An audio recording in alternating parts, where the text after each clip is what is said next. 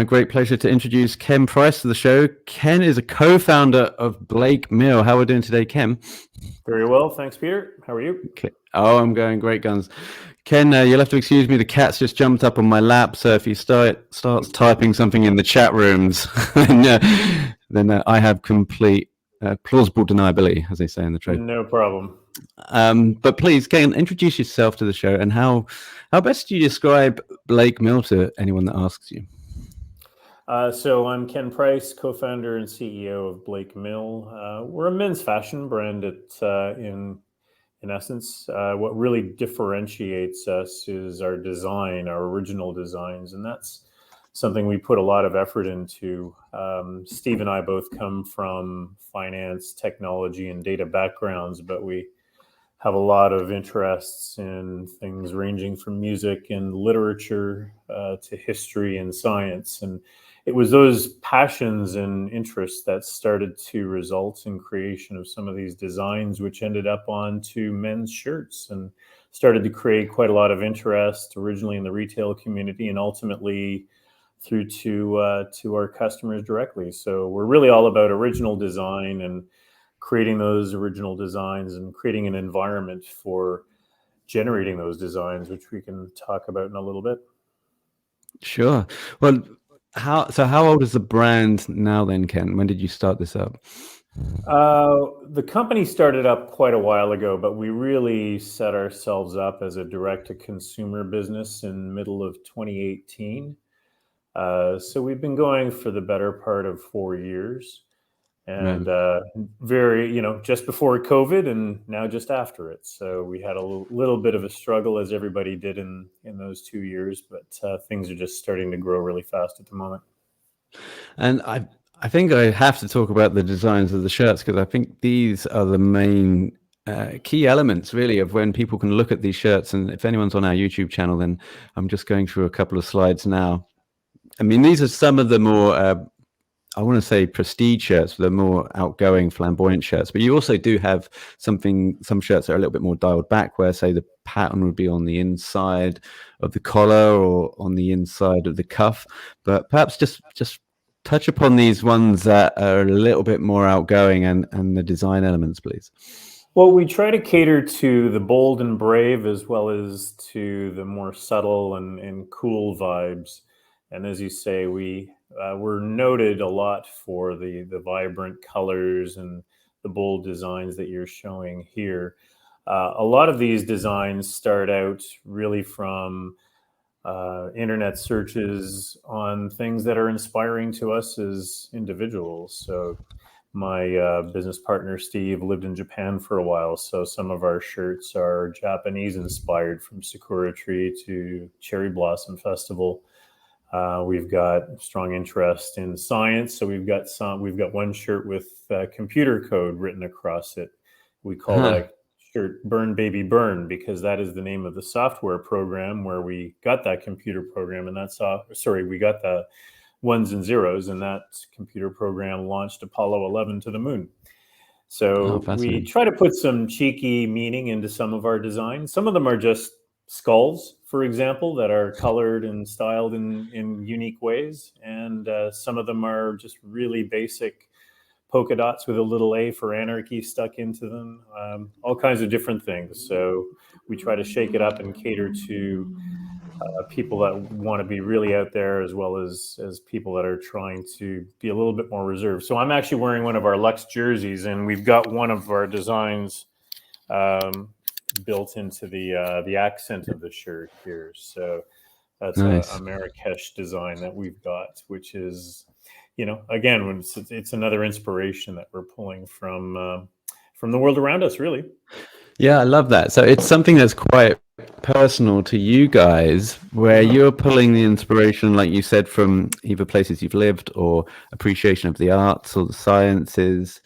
But I guess a question, how would you draw the line between, if, say, for example, I love the band Queen, I guess everyone does, but then I go, right, okay, I want to put a mash together of Freddie Mercury, Brian May, and I want to have it all in like one big face, and I'll be like, well, that looks good to me. That would be a great shirt that I would wear. But then how do you decide what is going to be commercial with that as well with those designs?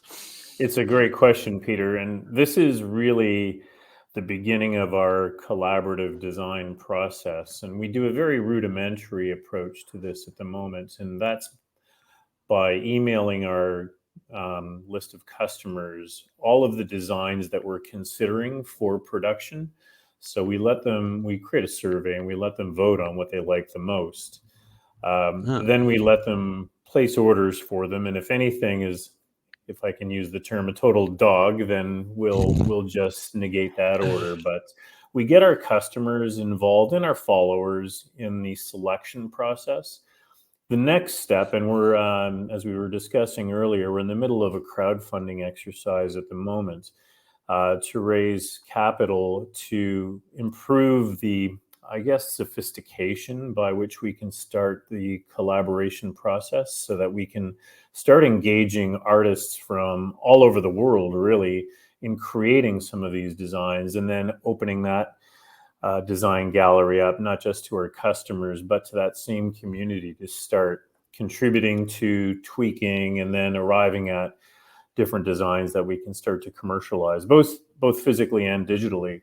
So the whole collaboration and community development of these designs is part of what Steve and I have done for a big chunk of our careers in fintech, and we're aiming to bring that through to the fashion. Well, the UK is the greatest place for fintech right now, I read in the Evening Standard yesterday. Leaders of fintech. Our previous business was a fintech business in the UK, so there you go. You're on good ground. So just clarify for me though. So the crowdfunding campaign that's going on at the moment, is this designed for artists, any artists that might want to come in that have an idea and go, hey guys, can we have a talk about putting my designs on your shirts? Is that how it works? Well, the crowdfunding is around raising capital to help us do a number of things. That includes expanding our product range and starting to give us the ability to sell more effectively into other geographies, because we are primarily selling into the United Kingdom at the moment. But some of that capital will go toward our community development and our technology development so that we can start to create a platform for these independent artists to come in. We currently work with independent artists, but just a few of them, and that's on a point-to-point basis. They don't actually collaborate with each other, they interact with us. So we want to create an environment that'll enable artists to collaborate directly with Blake Mill, but also with our customers as well as with other artists. So create cohorts that can start to generate mashups of designs that wouldn't otherwise have come together. And that's really what we're about, is the originality and creating an environment where originality can thrive. Fascinating. And so the campaign's going at the moment. I believe you said it might be running up until Christmas. Have I got that right? Yeah, that's exactly right. We're running live on Seedrs at the moment. So you can go onto the Seedrs.com platform and you can invest in Blake Mill if you choose. And we'll put a link over on the show notes. You can also find a link, I believe, over on your site, Ken, blakemill.co.uk, as well as all the other great shirts. How does it work becoming a member? Is it just a case of signing up to the newsletter, or is there a little special portal? Well, the special portal is what we'll be beginning work on in the new year. At this stage, though, we work with our email list of customers and followers. So all of those people have the opportunity to vote on our designs today. And we get some of our dedicated customers and followers, will interact with us quite regularly. We've had people contributing. We had one person contribute, I would almost call it a manifesto of 20 pages of text just talking about the different designs and inspirations that they have. And it's just fabulous to get this feedback. And some of it is incredibly useful. Some of it we can't use, but that's the sort of collaboration we already have. It's not a terribly sophisticated platform. It's simply email going back and forth, and that's what we're aiming to really ramp up.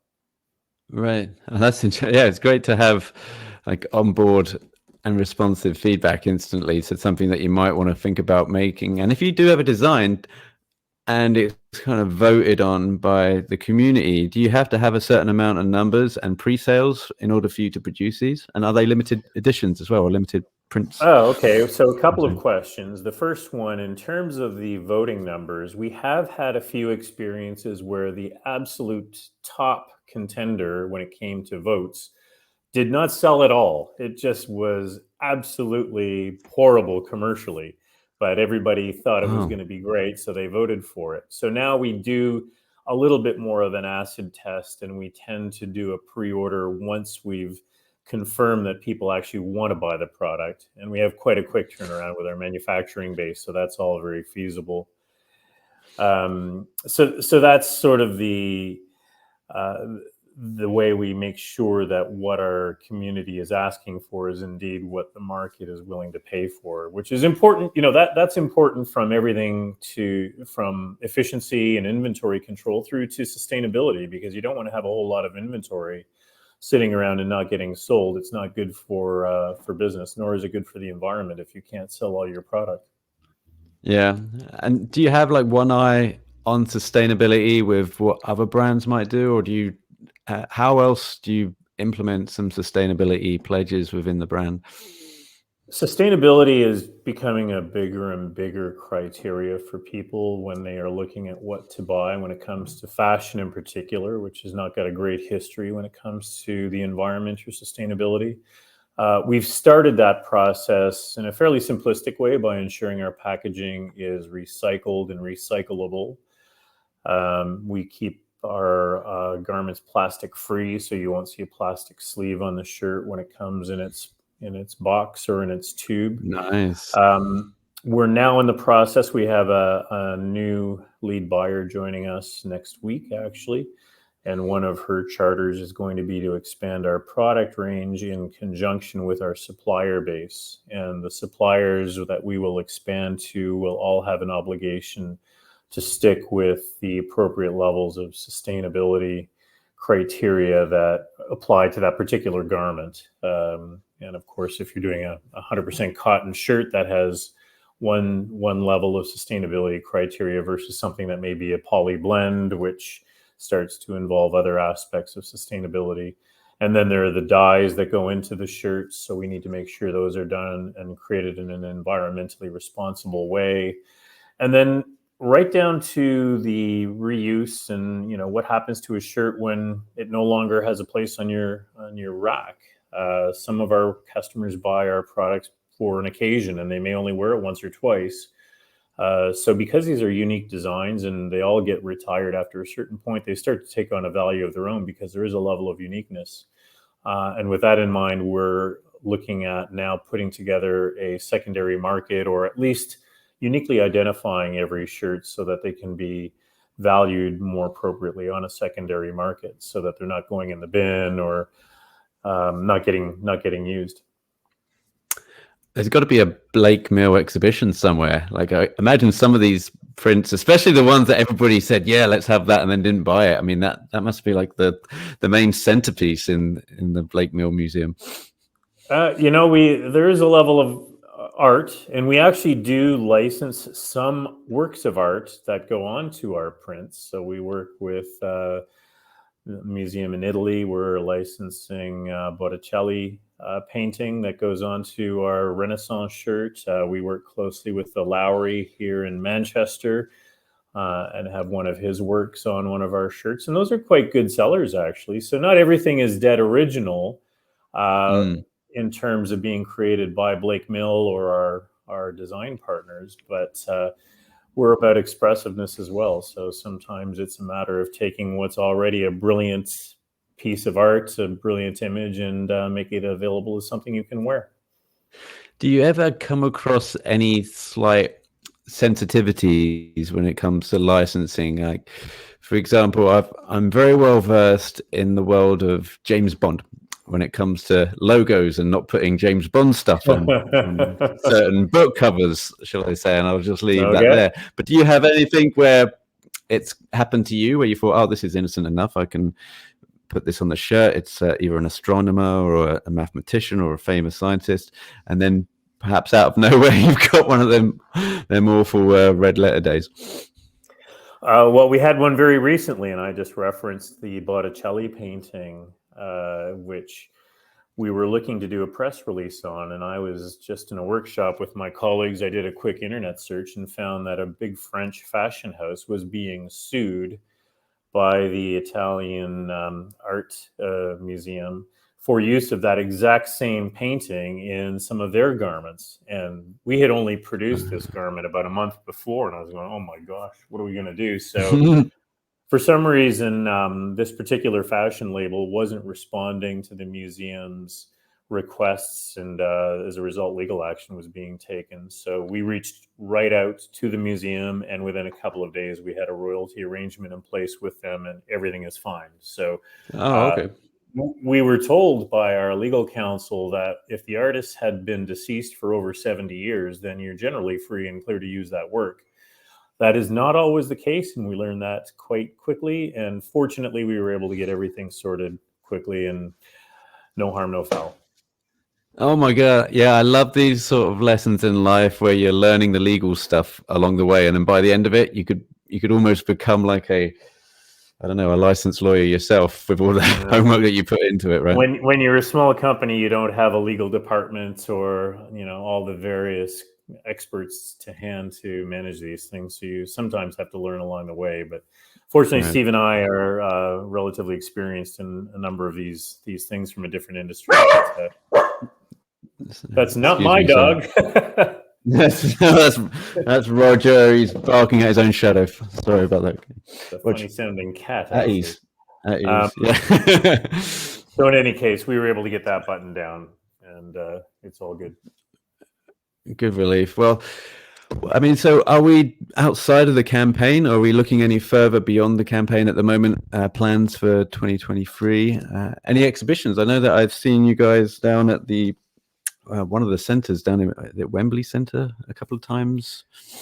Yeah, that was probably Pure down in... That's right. Thank you. Yeah. Earl's Court area, actually. So we haven't been doing exhibitions. Obviously, the COVID outbreak kept everything quiet. In 2023, we're looking at all kinds of different options. We brought on earlier this year a head of marketing who's really been helping us shake up our branding and getting our message out there to a much wider audience. So in fact, we were just having a conversation this afternoon about sort of looking at how we're going to budget for 2023 and what are the different ways we can start to make a larger audience aware of the Blake Mill brand, what we do, et cetera.